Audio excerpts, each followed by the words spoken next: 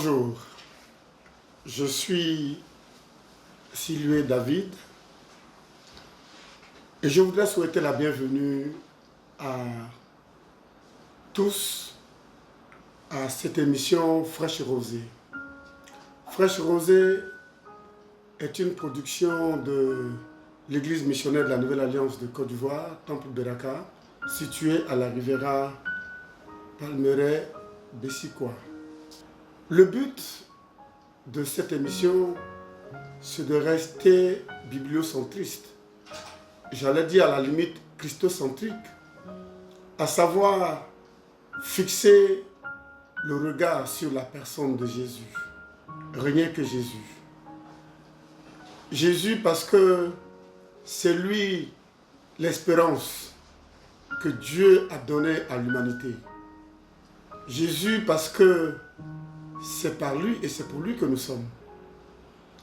Et la Bible dit que celui qui tourne le regard vers lui, il n'est point confus et la honte n'est point son partage.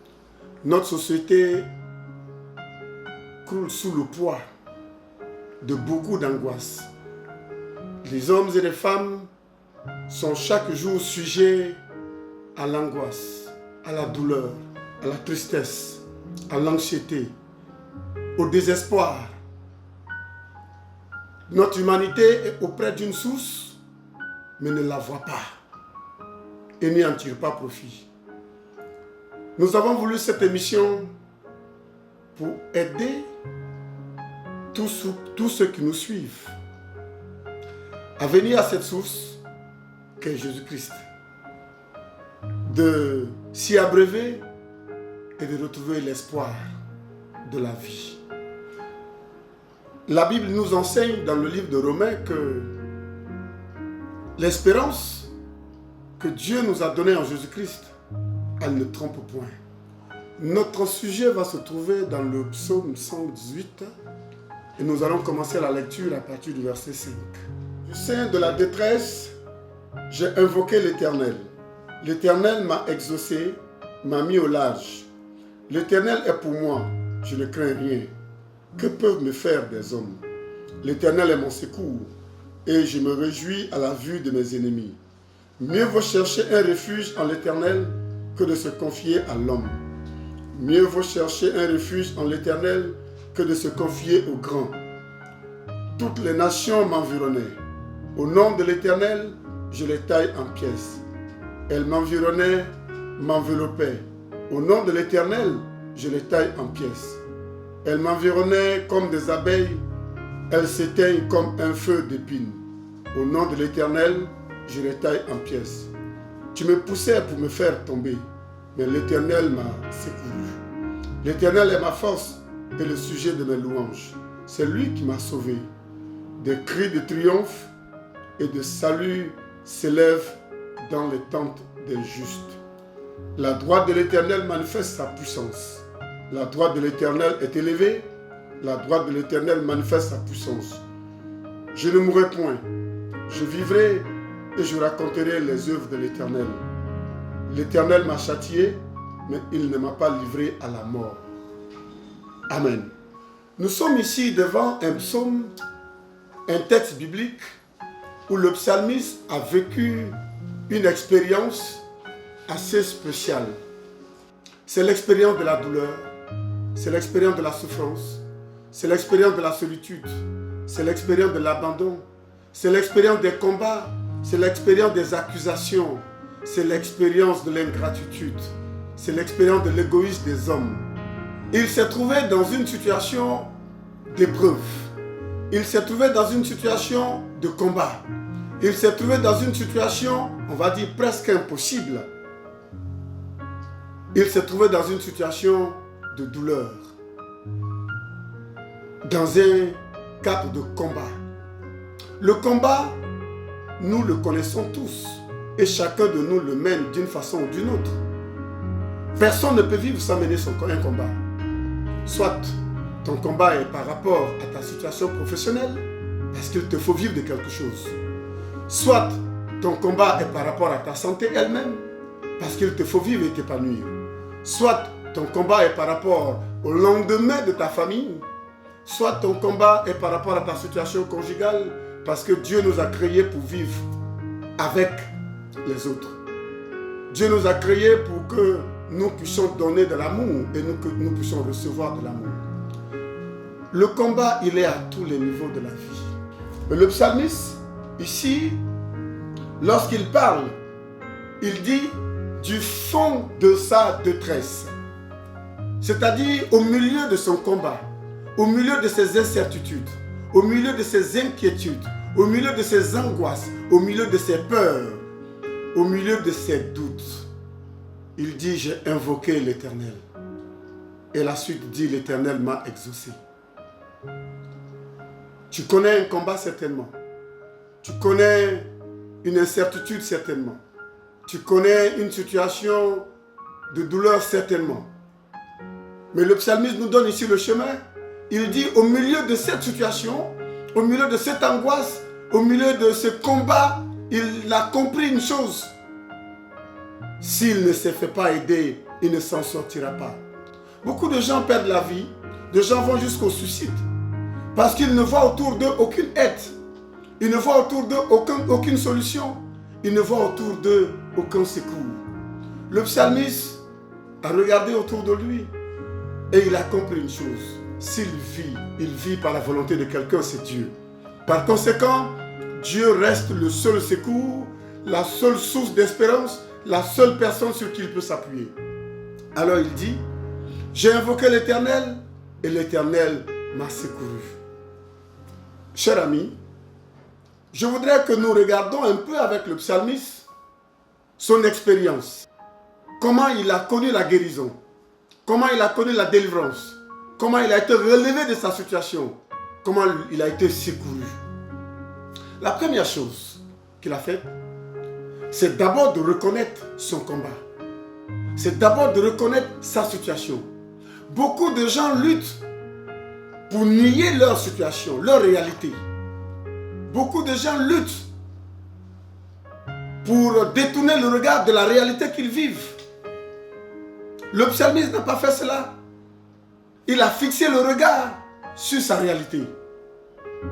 Il a fixé le regard sur son combat. Il a reconnu qu'il est dans la détresse. Il a reconnu qu'il est dans une situation impossible. Il a reconnu qu'il est dans une situation pour laquelle il n'a pas de solution.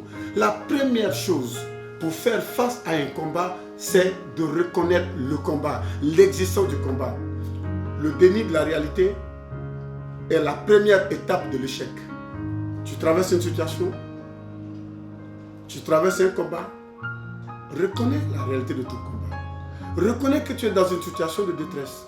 Reconnais que tu es dans une situation où tu as besoin de secours. La deuxième chose, le psalmiste a reconnu ses propres limites. Il a compris que la force ne vient pas de lui. Que de gens sur la terre se confient en leur propre force. La Bible ne nous dit-elle pas que celui qui veut se glorifier ne se glorifie pas de ses forces, que celui qui veut se glorifier ne se glorifie pas de son intelligence. Que de gens souffrent parce qu'ils se font tellement confiance. Ils pensent qu'ils ont la solution à tout. Ils croient en leur capacité personnelle de faire face à des situations. Le psalmiste a reconnu que lui seul ne pouvait pas. Il a reconnu qu'il n'avait pas la solution. Et troisième chose, le psalmiste a compris qu'il y a un Dieu qui a une solution et que Dieu qui est au-dessus de tous a la solution. Et il a tourné le regard vers Dieu. Il a invoqué le Seigneur. Il a invoqué le Seigneur. Et le Seigneur l'a exaucé. Commençons par Abraham. Dieu appelle Abraham hors de son pays natal et il lui promet une destinée heureuse. Il lui promet un héritage. Et Abraham s'est fait accompagner par son neveu Lot. Un conflit s'est installé entre les serviteurs d'Abraham et les serviteurs de Lot. La Bible dit, pour ne pas se maintenir dans cet esprit de méfiance, de rancœur, Abraham a proposé à Lot tout simplement de prendre congé. Et il avait le choix. La Bible dit que Abraham a donné à Lot de faire le premier choix. où il veut aller. Lot a regardé l'espace autour et il a choisi d'aller dans la zone verdoyante. Parce que là, ses brebis se sentiraient à l'aise. Ces brebis auraient de quoi vivre. Et Abraham est allé dans le côté désertique. Mais la Bible dit, Abraham est parti, il invoqua l'Éternel. Et l'Éternel l'a exaucé. L'Éternel a fait reverdir le désert d'Abraham. De sorte que le lieu que Lot a abandonné, parce que c'était un lieu désertique, parce que c'était un lieu de désespoir, est devenu le lieu de la bénédiction d'Abraham. Là où tu te trouves, le Seigneur peut faire reverdir ton désert. La situation que tu traverses, le Seigneur peut la transformer en ta faveur. Le combat dans lequel tu te trouves, le Seigneur peut le transformer en ta faveur. Le Seigneur a fait reverdir le désert de David.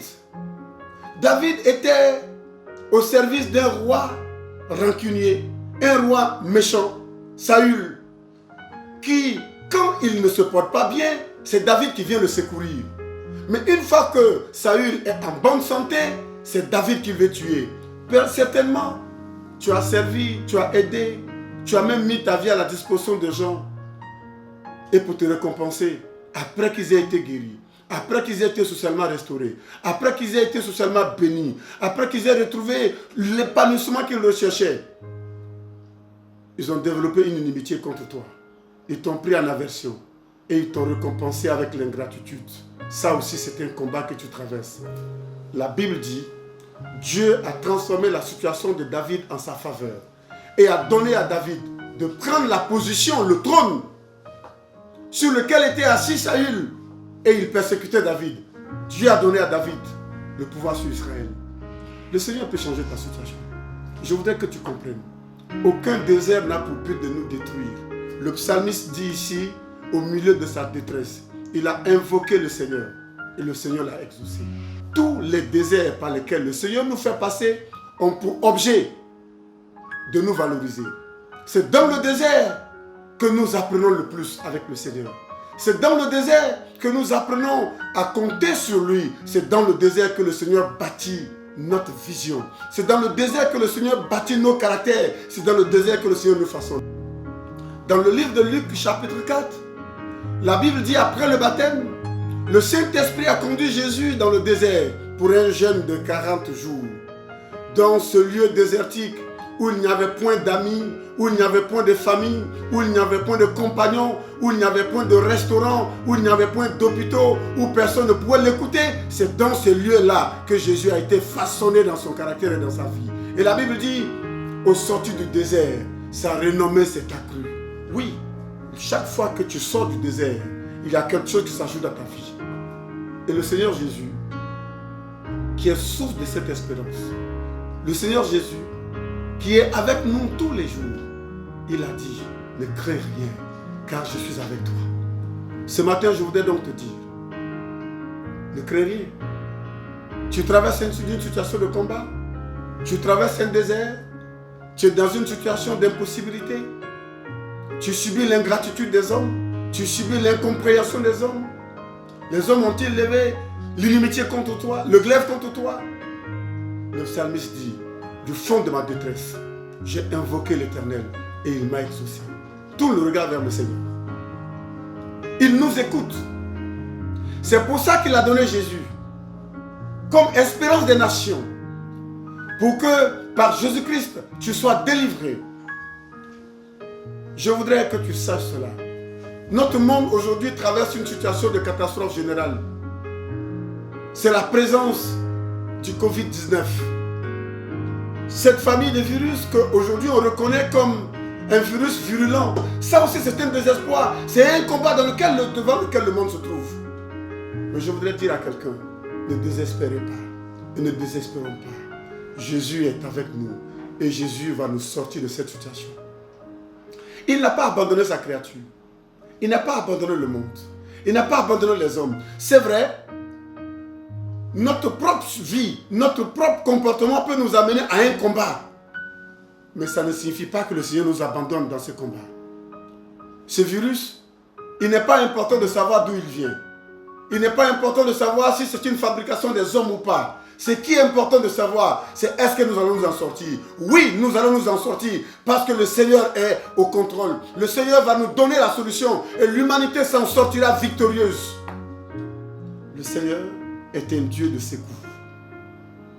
Du fond de ma détresse, j'ai invoqué l'Éternel et l'Éternel m'a exaucé. Mon frère, ma soeur, cher ami, c'est l'occasion pour toi de tourner le regard vers le Seigneur Jésus, de l'invoquer de là où tu te trouves et de lui dire: Seigneur, oui, je traverse des combats, je traverse une situation d'incertitude, je traverse une situation où finalement moi-même je ne sais plus qui je